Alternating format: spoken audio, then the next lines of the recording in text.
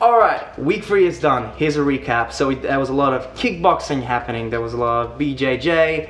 Also, double leg takedowns was one of the biggest things we worked on during the Wimp to Warrior trainings. And CrossFit, of course. But also on the Wednesday we worked on a little bit how to use the cage for takedowns and for striking as well. It's been a full-on week. Not just for training wise, but also for my personal life. There's in other areas there's been a lot happening. So first of all, a couple of my wins. My grappling game has noticeably improved, and I actually got a couple of comments from some of the guys that, yeah, I'm definitely getting better, and I was like, yes, I'm feeling it. It doesn't mean that it's perfect by any stretch of the imagination, because I'm still getting submitted, I'm still trying things and just failing at it. Like I try to do some takedowns or try to grab and I do like arm drags, and when it comes to BJJ, failed at it, and or try to do a submission and completely get thrown off and completely turned around and the guy's on top of me and submitting me.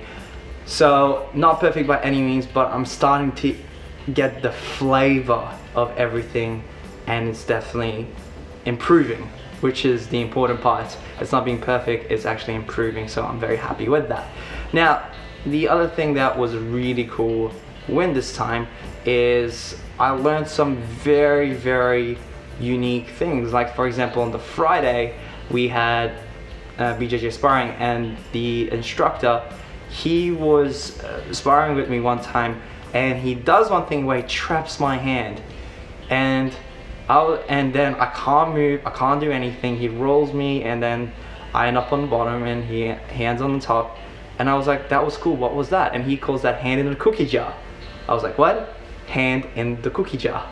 And he showed me where you actually get someone's hand, you kind of pinch it against your bicep and your forearm, and you hold on with the other hand. And he actually just demonstrated that and even dragged me across the mat, which was really, really funny.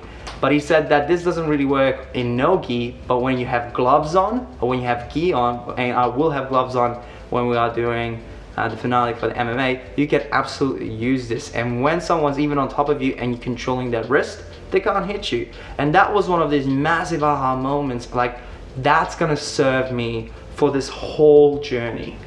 And I was very grateful to actually learn that.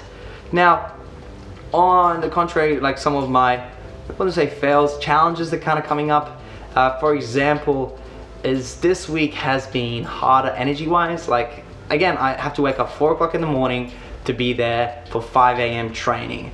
And it takes a toll on you a little bit when you're not used to that kind of lifestyle, and like sometimes you're not able to go to bed early enough for whatever reason. Sometimes that's a little bit of sleep deprivation kind of catches up to you. But once I'm there and train, I'm feeling fantastic. Again, like you're working out, you're waking your body up, you got your endorphins running through your system.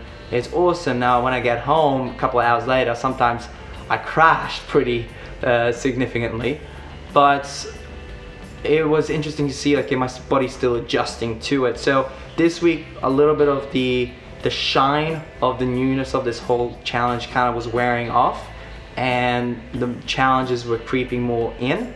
But again, I was mentally ready for that. And that's the other thing I did want to mention, is that when you go for whatever you want to do, and it doesn't have to be something like big challenge like this, but whenever you do something new, at the beginning it's always usually exciting, interesting. But after a couple of weeks, the shine wears off, like from a new car, a new phone, and then certain problems, issues, or challenges might creep in. And that's okay, but you just want to be aware of these things and have strategies to actually get you back on track. So that was one thing. That was probably the biggest thing for me. Also, adding to the fact that in my personal life, I just got a new job, but also my side gig business has been growing, so that has been taking up a lot of my time too. And like I feel personally that I'm doing 1,000 different things, and I'm questioning, am I doing this to the best of my abilities? But then I have to remind myself, I'm a person that always done a lot of things. Like when I was in high school, like I had like a long list of resume of things I actually done. Like I was playing, like, I don't know, more than 6 instruments when in my senior year of school. So 6 instruments. I was in the lead in a musical. I did a human power vehicle challenge where you're in a bicycle, and in that challenge you did a 24-hour race, and I did very well academically and stuff like that, and like that, just the list just went on. So I always done a lot of stuff, and I just kind of caught myself saying, okay, I'm doing a lot of stuff, but I've always done a lot of stuff. And for me personally, even though I don't feel like I'm doing the best I can, like I function really well in that situation. It's my unique kind of flavor to life, is to actually have a couple things going on at once. Not overwhelmingly a lot of things, but still having quite a few things happening. And that's okay. And some people, you just have like certain personality types, you just need to have one thing and you focus on that. For some people it needs to be one big thing and a little side project. So some people, you need 2 or 3. Like the beauty of the whole thing is you understand, okay, what type am I and what works for me, and then from there you can go and explore that and see what works best for you. But just catching myself, okay, not being harsh on myself, but saying, okay, cool, I always like to do a lot of things, and when I do, I get this thought popping up, just questioning if I'm doing everything I can.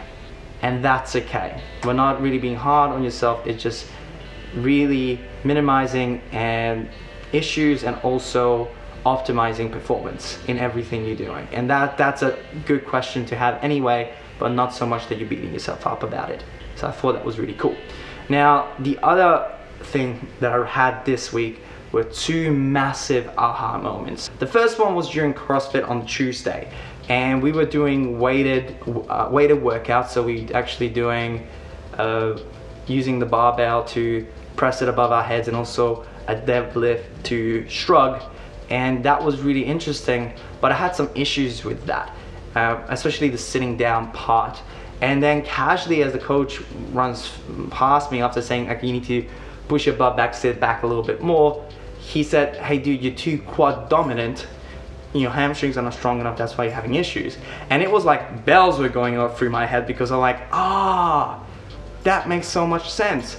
Because for you to understand, like, I always had issues with, like, not necessarily my walking, but the way I kind of place my weight in my feet. Like, I've always been toe heavy, like for as long as I can remember. And when I looked at my legs, I did see, actually my quads are significantly bigger than my hamstrings. So okay, cool, that's good to know. I can actually work on that. But the other thing as well, wow, like right now I can't really sit for too long, because I get this kind of pain going through my hamstrings into my glutes. Or it's like sometimes pain, sometimes a little bit more discomfort, but nothing anything too serious.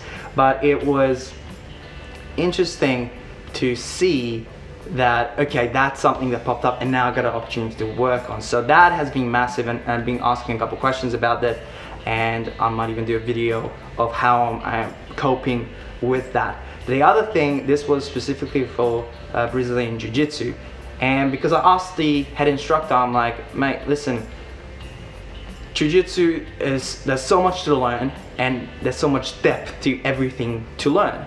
And he's like, yep, that's right. I'm like, okay.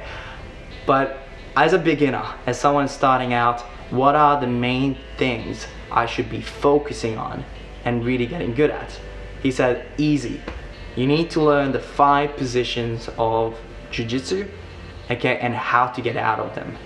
And what were the 5 positions? And positions are mount, side control, back control, close guard, and open guard. Now open guard are your like del heavers, and well, even someone's trying to pass your guard. Like anything that's not close guard, but none of the rest is, he said that's pretty much open guard. And he said, okay, cool. For example, when someone comes for a double leg takedown, what's your automatic response to neutralize that? And I'm like, you sprawl. He's like, exactly, because you've done it so many times. So that your challenge is that you need to learn that one response, like sprawling is to a double leg takedown, to every of the 5 positions in BJJ. So, for example, he said when you're mounted, your biggest thing that you want to do is turn the guy off you and push him away. And he actually showed this to us. Now, for example, a side control is actually getting out so you can get your hips back facing towards him. for example. Now I really want to dive deeper into it and maybe even do a separate video just on that, because I think that would be very valuable. Because here's the thing, like when you start your journey in anything, there's always a lot to learn and there's a lot of depth to everything, especially jiu-jitsu, as I noticed.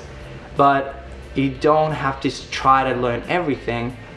If you can be an educated learner, an educated follower, you can ask the questions, okay, what are the 20% that's gonna give me 80% of results? What are the basics? What are my fundamentals that I can get strong at?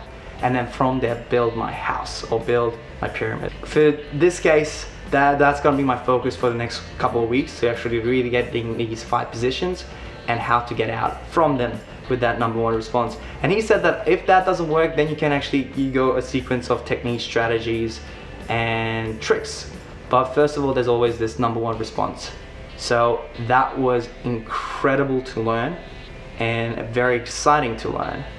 And I'm definitely very, very keen to start using that and working on that in my training to come. So that's pretty much it for this week. I hope you had an awesome week too. Like, comment, and subscribe so you never miss another video. Embrace your journey. I'll see you in the next video.